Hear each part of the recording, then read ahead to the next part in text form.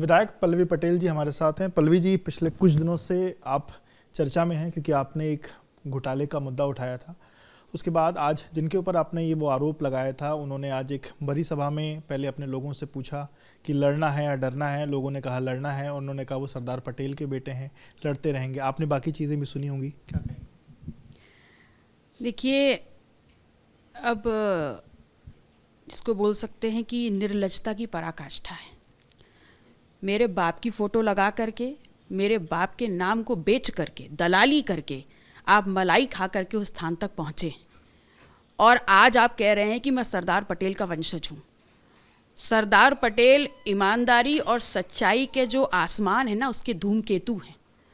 और ऐसे जो धूर्त चोर, जो उचक्के लोग हैं ना, उनकी जगह सरदार पटेल के पास भी नहीं है।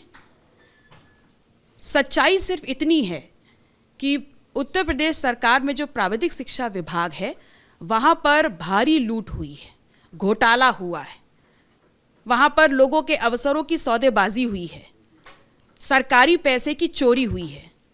इस सत्य के अलावा बाकी तमाम बातें निराधार और बकवास हैं। वो तो कह रहे हैं वो पूरी तरीके से सच्चे हैं और वो सीबीआई जांच के लिए भी तैयार हैं। सीबीआई जांच से उनको कोई डर नहीं है। देखिए, मैंने जो मुद्दा उठाया उसमें मैंने साफ साफ अपनी मांग रखी है। हमें किसी का इस्तीफ़ा या हमें कुछ नहीं चाहिए, हमें सिर्फ न्याय चाहिए। और न्याय ये कहता है कि जो डीपीसी के माध्यम से लिस्ट डिक्लेयर हुई है, क्योंकि वो नियम विरुद्ध है, उसको तत्कालीन प्रभाव से, इमीडिएट इफेक्ट से आप उसको नल एंड वॉइड घोषित करें। और जो लोग इसमें घोषित हैं उनके खिलाफ एसआईटी गठित करके सख्त से सख्त कार्रवाई करें। आप डीपीसी की जो बात करें, उन्होंने उस पर भी प्रतिक्रिया दी। उन्होंने कहा कि जो इस विभाग के मुखिया हैं, उन्होंने अधिकारी का नाम लेते हुए कहा कि उन्होंने चीज़ें करी थी और फिर उसके बाद वो सीएम के यहाँ गई, उसके बाद चीज़ें हुई हैं। तो उनका कहना है कि अधिकारी के बाद सीएम के पास चीज़ें जाती हैं, तो ये कहाँ से गलत हो जाती है और उनका क्या संलिप्तता है इसमें? देखिए, अब वो इतने अबोध बालक तो है नहीं कि उनका हाथ पकड़ के किसी ने कलम से उनके दस्तखत बना लिए। अगर उनके दस्तखत दबाव में भी बना लिए या उनको बहला फुसला के भी बना लिए गए तो गलत तो हुआ है। अगर गलत हुआ है और उनको समझ में आ रहा है तो फिर अब जा करके जिसने उस गलत हाथ से दस्तखत किया है उसका हाथ काटें और न्याय करें। पर वो तो इस लड़ाई को कह रहे हैं कि उन्होंने पिछड़ों के साथ न्याय किया है। 14 में से 7 पिछड़ों को उन्होंने जो चीज़ें हैं वो दी हैं, तो ये कहाँ से गलत हो गया? पिछड़ों की लड़ाई बता रहे हैं। देखिए, पिछड़ों की लड़ाई या अगड़ों की लड़ाई या दलितों की लड़ाई की बात ही नहीं हो रही। यहाँ पर प्राविधिक शिक्षा विभाग में हुए सरकारी पैसे की लूट और चोरी की बात हो रही है।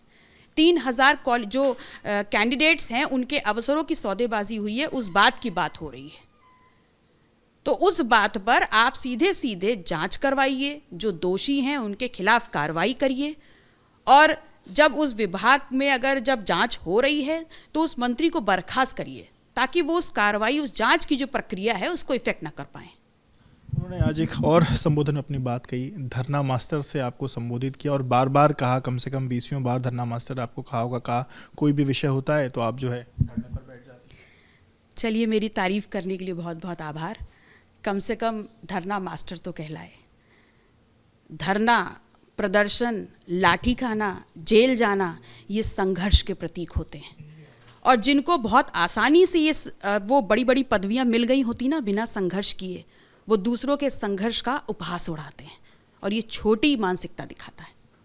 उन्होंने अपने चीज़ों में सरकार के अधिकारी का भी नाम लिया और कहा कि उनकी तरफ से आपको कहीं ना कहीं एक बैकअप मिल रहा है जिस कारण ये सारी चीज़ें हो रही हैं। तो क्या ऐसा कोई बैकअप है क्या आपके पास? अब क्या कहा जाए, नोएडा के एक स्क्रिप्ट राइटर हैं जो उनके लिए स्क्रिप्ट लिख रहे हैं, लेकिन मुझे उनके ऊपर हंसी आ रही कि वो ये नहीं समझ पा रहे हैं कि घोड़ों की रेस में गधों को नहीं दौड़ाया जाता। कौन है स्क्रिप्ट राइटर? वो आपको खुद पता है बहुत बेहतर तरीके से, और इसका जवाब अगर आप उनसे पूछेंगे तो बता पाएंगे। एक और उन्होंने बात कही एसटीएफ को लेकर के। उन्होंने कहा एसटीएफ के एक अधिकारी आपके संपर्क में हैं, आपसे लगातार फ़ोन पर बात कर रहे हैं। जब आप धरना देने गई आपके साथ 2 लोग और थे और उनको ले जाना और सारी चीज़ें करना वो सारे उसी अधिकारी के माध्यम से हो रहे हैं। देखिए, इस पे मैं सिर्फ इतना ही कह सकती हूँ कि एसटीएफ एक बहुत प्राइम ऑर्गेनाइजेशन है और एसटीएफ से हर अपराधी को डरना चाहिए। हर अपराधी को डरना।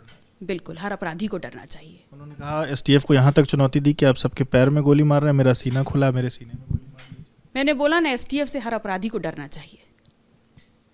अच्छा, ये जो चीज़ें हुई इसको लेकर के जब बार बार ये उनसे पूछा जाने लगा कि क्या आप इसको लेकर के मुख्यमंत्री से इसकी शिकायत करेंगे, तो उनका कहना है जहाँ कहना है उचित जगह उन्होंने ये शिकायत कर दी है। आपको क्या लगता है कहाँ शिकायत की? देखिए, वो पहले भी इस बात को साफ तरीके से कह चुके हैं कि उनके नेता माननीय नरेंद्र मोदी जी हैं। तो अगर नरेंद्र मोदी जी उनके नेता हैं और सब बात उन तक पहुंचाई जा चुकी है, तो मैं ये कहूँगी आपके माध्यम से माननीय नरेंद्र मोदी जी से भी कि वो तो हमेशा कहते रहते हैं ना कि भ्रष्टाचार के खिलाफ उनके पास ज़ीरो टॉलरेंस की नीति है। तो ये जो सामने हम बात कर रहे हैं, ये तो उन्हीं के ज़ीरो टॉलरेंस पर काला धब्बा है। तो आदेश दें और साथ में उस मंत्री को बर्खास्त भी करें, ताकि जब ये जांच हो तो वो उसको इफेक्ट ना कर पाएं।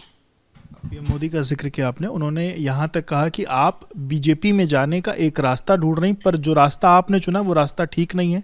अगर आपको बीजेपी में जाना है तो आपको पीएम मोदी का रास्ता चुनना पड़ेगा। कौन सा रास्ता चुना है वैसे आपने बीजेपी में जाने का? मैं अखिलेश जी के विपक्ष में बहुत खुश हूँ। वहाँ नहीं जा रही? मैं विपक्ष में बहुत खुश हूँ और अपनी जिम्मेदारियों का निर्वहन कर रही हूँ। और उनकी सलाह जो उन्होंने दी आपको कि आप मोदी का रास्ता अपनाइए। जो दूसरों की स्क्रिप्ट पे काम कर रहा हो वो मुझे सलाह क्या देगा। आप राज्यपाल से भी आपकी मुलाकात हुई थी, राज्यपाल से आपने क्या कहा इस बाबत, और क्या क्योंकि मुख्यमंत्री से क्या आपने इस बाबत कोई शिकायत की है, क्योंकि वो यहाँ के मुखिया हैं?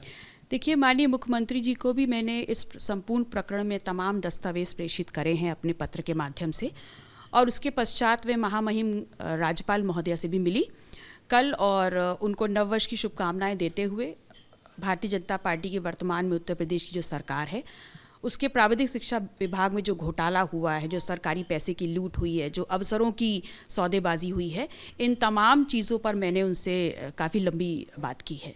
उन्होंने क्या आश्वासन दिया? देखिए, उन्होंने आश्वासन दिया है, उन्होंने मेरे डॉक्यूमेंट्स को बहुत ध्यान से पढ़ा है और उन्होंने बस इतना ही कहा कि थोड़ा सब्र रखें। आशीष जी ने ये बात कही कि ये सारी चीज़ें इसलिए हो रही हैं क्योंकि वो 69,000 शिक्षक भर्ती का मुद्दा उठाते हैं और कुछ लोग नहीं चाहते कि मुद्दा उठाया जाए। आप पर भी आरोप लगाए, आप कभी 69,000 शिक्षक भर्ती के बच्चों के साथ आपने कोई संघर्ष नहीं किया? अभी महत्वपूर्ण ये है और इम्पॉर्टेंट सबसे ज़्यादा ये है कि प्राविधिक शिक्षा विभाग में घोटाला हुआ है, सरकारी पैसे की लूट हुई है, चोरी हुई है, अवसरों की सौदेबाजी हुई है और अवैध वसूली करी गई है लोगों से। इस बात की जांच होनी चाहिए, दोषियों पर कड़ी कार्रवाई होनी चाहिए, और जो डीपीसी के माध्यम से लिस्ट डिक्लेयर करी गई है दिसंबर 2024 में, उसको इमीडिएट इफेक्ट से नल एंड वॉइड करना चाहिए। आखिरी सवाल, उन्होंने अपना जो भाषण है उसको अंतिम जब वो शब्द बोल रहे थे तो उन्होंने कहा कि जितनी चाबी भरी राम ने उतना चला खिलौना, तो कौन आपकी चाबी भर रहा है? No clue. कोई नहीं चाबी भर रहा है। बहुत शुक्रिया बात करने के लिए। तो आप पल्लवी पटेल जी को सुन रहे थे जिन्होंने एबीपी न्यूज़ से बातचीत की। कैमरामैन प्रेम सिंह के साथ विवेक राय, एबीपी न्यूज़, लखनऊ।